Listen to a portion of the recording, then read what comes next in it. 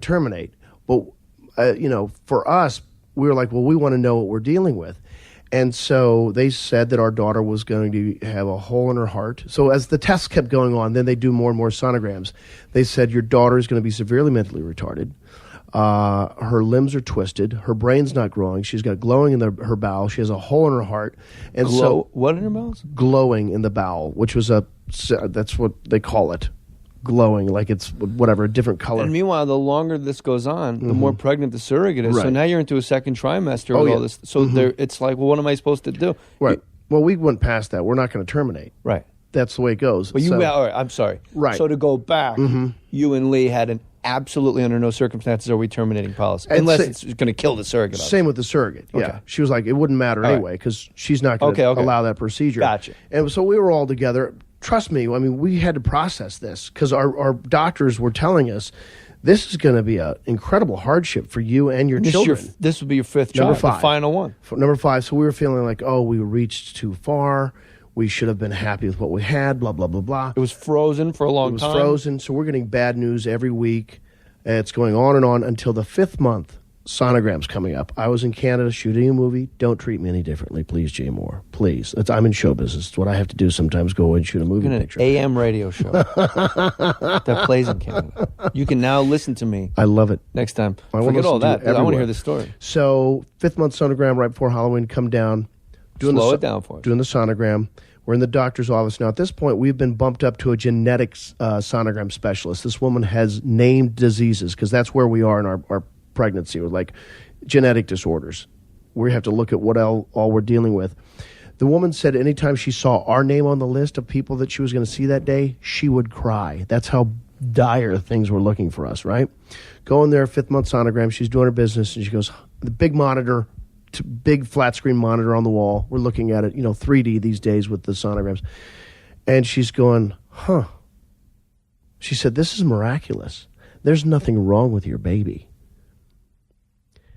And so she was just stupefied. And I'm sitting there crying because I'm thinking, do you know how much money I'm going to save? Thank you, guys. I was starting to cry, guys. You asshole. No, it's true, though. And so... You saw me tearing up and figured you'd save me? I did not see it, but I won't look at you. As it turned out... I can do it better. Wait, give me another take. And she is doing the sonogram, going over the belly. And she said, this is miraculous. There's nothing wrong with your baby. Now you're smiling. But we were crying. Like, what just happened? Suddenly there's a turn. As it turned out... Do you know how much money I'm going to save? I used to tell the story at the end of my stand-up. I used to close with the story in stand-up. The whole thing about how my wife almost died during childbirth, then investigating surrogacy and all that stuff. I don't have to put a ramp on my house. Yeah, all of it. We're going to have probably 2 heart surgeries the first year is what they were telling us. So, plus, our daughter wouldn't even know who we were. She was going to be twisted up in a wheelchair for her life. That's what we were looking at. And then in those words, this woman said, this is miraculous. There's nothing wrong with your baby. And as time went on, we found out what had happened was our daughter's son had Fifth's disease or daughter. And what that is, it's just a rash. Yes. Daughters? Our surrogate's daughter. Okay. Had at one point contracted Fifth's disease, which is a very mild virus for a child, but it can kill a fetus. And a lot of times you won't even know your child has it. It's just a little rash on the belly and a flush. Like 5? Fifth's, yeah. Okay. That's called Fifth's disease, but it can be fatal to a fetus. And so our fetus had contracted Fifth's disease. And what she did, and it was a virus, they called it parvovirus. So during the time when they thought something developmentally was going horribly wrong, our daughter had actually just shut down her body to fight off this virus. And it mimicked all the markers for mental retardation and all these other, problems. And she had fought it off. So she turtled. Yep. Basically. Yep. Fought it off and then boom. The will of instinct. I guess. I don't know. Whatever it is. Sheer tyranny of will. Yes. A baby in its first trimester covered up and partial said, second. Get away from me, parvo. Yep. That's for dogs. She was born... That's what dogs get. Yes. Cats, too, I think. She was born... Okay, dogs. Well, you're a doctor. What am I doing? Why would I dare question a doctor? I'm sitting here in the presence... Wait, did you say cats? Yeah. Yes. Cats get born. Okay, well, thank you, doctor. Now can I return in my paper? Can I reissue my paper online? Yeah. Put it away. Give him a cup. It's that easy, folks. So Eve was born January 13th, 2011, 100% healthy, absolutely no neurological disorder, and she is a joy and an absolute pistol. She's a firecracker. Have you told... Oh, she's only 2 years old, so you can't tell her, like, do you know what happened to you? All our kids knew. We had to prep everybody, the whole family. We were like coming into the situation but going, it's wow. sometime Eve's going to come to you with some like crabby, like rich girl problem. Mm-hmm. Let's be honest, our kids are rich kids. Yeah. And they have the listeners' kids have very different problems than our kids. Well, we have private school LA problems. Yeah, and these kids are like, Jose stabbed me. Yeah. And you're like, what? What? And what video game were you playing? Is what our kids, we would say. Well, we try and keep ours grounded, though. I mean, I'm sure you do too. We don't spoil our kids. I got good boys, and again, it's like that whole nurture nature thing. I think you and I are good dads, and I think a lot of time the proof is in the pudding. But then I know a lot of people that are exceptional people whose parents were like actual garbage people, right, and drug addicts and stuff, and it's a miracle that they even came out of it. But Jackie, my oldest, was 3 months premature. He was in the neonatal intensive care unit at Cedars-Sinai for 25 days. Wow. And every day, nothing was wrong with him. He was just so small. But every day there's an IV in the foot, and you got to keep changing where it goes in. And he's got little things over his eyes, and he's under that lamp, like a tanning salon lamp, but all the time, so he doesn't get jaundiced, Yes. And when you see something that weighs 3 pounds And it's yours. with no fur on it, it's not like a puppy, Right. it's a baby. Yeah. And you can see its heartbeat on a monitor, and every once in a while the monitor stops. Yeah. And they go, oh, that's bradycardia. Shake his foot. And you go, what? What? And you shake the baby's foot, and the monitor goes, boop, boop, and his heart starts again because you shook his foot. Can I hire a foot shaker? What's going on in here? Yeah. No, I wish that worked for volunteer. adults, Just like a old, volunteer. fat Chicago guys. Like, I think my heart's going out. Shake my foot, Matty. I love how it's a fat Chicago guy. Oh, What else would it be? Wisconsin. Wisconsin, Chicago, Michigan guy. What's the difference? This guy, I tell yeah, Jackie, though, and you'll tell Eve, I'm sure, whenever he's got like some weird bullshit problem, relatively bullshit problem, I go, bro, the hardest part of your life is over. Is over. I watched you get a needle between each toe in your heart. They fed you through a tube that went up your nose, and, it's done. Yeah. Had it been years ago, you wouldn't even be here. That's right. Yeah. So Eve, She's a miracle. I'm She so really glad. is a miracle. You're to be commended, because a lot of people, I don't know what it is. Maybe it's because we're comics and it's our job to share. Yeah. But I think like the lady that works reception at Wells Fargo doesn't really share this story with a guy. Probably. Do you know what I mean? Does that make sense? Yes. But you know what? I'm gay. There it is. You weren't supposed to come out on your own podcast. You're I know, supposed to come out on Marin's. We'll take it out. I'm going to come out on Nerdist, and they'll all say, we are too. We don't know what vaginas look. We're not gay, but we also don't know what vaginas look like. You know what the name of this podcast is? So that's part of our story. But, we were very open with our kids. They all know who was, carried by a surrogate and how it all happened. And now, when the kids meet the surrogate that have cognitive thought and are able to the older ones, is it weird that they were carried in someone else's belly to them, or is that their normal? Yep, it's part of their story. It's part of their story, and they know they're loved. Did you guys ever think about adopting along the line too? Well, no, because surrogacy was a viable option. And what's the success rate for surrogacy? I don't know. It's got to be very high. Well, for us it is, not for everybody. Because our problem was not fertility. Normally when people go through surrogacy, it's a fertility issue. It wasn't for us. We just didn't have a baby house, as my wife calls it. Now, when you freeze embryos and you blow the dust off it 10 years later. Literally, folks, he's right. He is a doctor. Jay Mohr's a doctor. I played one once. Yep. You ever played a doctor? I have not. I don't know. You don't know? You act that much in Canada? Yeah. I don't think Do I have to pull up the IMDb and see? I don't think I've been a doctor. Dave Koechner. I've been a cop. Koechner. I can't know how to say it. I don't know his name. It's Rob Corddry, isn't it? David. Rob Hubel is who you want to say.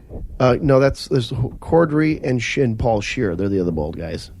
Yeah, but you don't look. I was just thinking of other names. Oh, thank you. I wasn't correcting your analogy. Oh, well, you're a doctor. You can at any moment correct me. Paul Hubel plays one on Paul Scheer. Sorry. Rob Hubel. Yeah, Rob Hubel plays a one doctor on, in Children's Hospital. As does Cordry. Yeah. But Hubel's got hair. So, yeah. Cordry's the one without hair. And here's what's interesting. If I'm wearing a hat, people still go, hey, Children's Hospital. I'm like, wait a minute. You're not even mistaking the bald. It's just this pasty white round face. That's the confusion? What I want to know is if you can blow the dust off an embryo Yes. In 10 years, how is that life going into a, not, this is a different podcast entirely, but pro-life, pro-choice. I'm pro-life personally, but I'm not a woman. Right. So by default, in my Catholicism as well, which I'm big into, I'm pro-life. But because I don't have woman parts, Right. I'm not, I can't be that magnanimous to assign what everybody should do. So I'm pro-choice by default. I'm pro-choice. It's not my And I think business. women should choose not to have men ejaculate inside of them. Right. As birth control, like, well, I'll get in and I'm broad stroking it. Well, that's I'm a pretty comic. broad stroke. It's both parties' responsibility. Of course. Yeah. But and I don't, Lee's going to listen to this and go, I don't want you hanging out with that guy. No, she's not. It's something I'm doing. Why would she listen? Although last week when I was sick and you were so gracious as to let me reschedule, she said, ask Jay if he wants me to come in. Yeah. That'd be great. You should Anytime. have Leon. Okay. I would love to have She Leon. would be thrilled. I want to talk to her about her woman house, her right. baby house. Okay. And I'd love to see how her story matches up with mine. How could somebody who is, I'm trying to, I don't want to phrase this because I'm afraid of making a mistake. I want to phrase it so it makes sense. Okay. Life begins at conception is the pro-life way of looking at it. Right. But you can't freeze an embryo for 10 years if it's in my opinion. That's where I start getting like, well, wait a minute. You can't freeze this thing and put it on a shelf. Right. Because you can't freeze you or I or Ted Williams' head. Right. Well, he did, but we hope to see how that works out. It's probably cold. Yeah, very cold. That's his first words. Burr. Oh, burr. Nice. I had frostbite on my How about ear. take out my metal fillings next time, assholes? So that is like, the science is so far ahead of the religious discussion. Yes. The science keeps catching up and passing religion. Yeah, it's of course. Religion is a man-made thing anyway. It's so imperfect. And so are our bodies. This whole thing's imperfect. But do you believe faith is a man-made thing? It can't be. Faith, is it a man-made thing? What do I believe? Sure. Is it a man? Yes. Well, what I think... What about faith? But faith in fellow man isn't... Programmed faith is. That's religion. Institutionalized faith. Religion is an institutionalized man-created thing to get money coming in and to sway politics. Right. I mean, for crying out loud, they voted... If Christianity was voted upon by the Romans, for crying out loud. Was it? Oh, yeah. You got to read John Shelby Spong, S-P-O-N, Sponge without the E. Uh-huh. He was the Archbishop of the Episcopalian Church in Newark, New Jersey, and he was the first guy to let gays and lesbians worship in his church, and they tried to defrock him. Wow. And this isn't like some lefty from like Cal Berkeley. Right. He's the Archbishop. And every time they gave him that one passage of the Bible that says man ought not lay down with another man, it's an abomination, he would give them examples back saying, well, if you're going to interpret this literally, then Lot had sex with his daughters. Well... And that's early. That's Genesis. Well, Lot laid down with his daughters and populated an entire city after Sodom and Gomorrah by having sex with his... Then, if you're going to do this literally... It's all Old Testament stuff. Right. Man, thou shalt not kill. Moses parted the Red Sea. What happened when he unparted the Red Sea? Hundreds of thousands. You were in the Red Sea. I did know Greg Fitzsimmons' podcast a week ago. And Very what good came friend. Up, I love him. Another master comic like yourself. Very fast. Master. Amazing. I will say this. Deceptive as hell. You think he's not even listening? And then you're like, you son of a bitch, you got me. I love him. We got, last time I was on his show, we got in this discussion about Adam and Eve, Cain and Abel. It's not Adam and Steve. Adam and Steve. Okay. But here's the thing. We were talking about it because, some people believe the earth is only 6,000 years old. You talk about religion and science passing religion. Adam and Eve, well, where'd the next kids come from? Yeah, they were all... Well, who laid down with who? Where was the girl? No, it was just those two, and everybody had flipper arms, and their eyes were too close together. For a long time, Yeah. So yeah, all those The questions. snake. I'm sure They were having sex with a snake and an snake. apple. They're banging that snake. Gage, what do you think, Eating his Boa? apples. Huh? Gang, Squeeze gang, tighter. gang. Hey, grab my foot. I'm from Chicago. Any cups? Who's got a cup in their garden? I gotta. Gage. So all those questions, like if you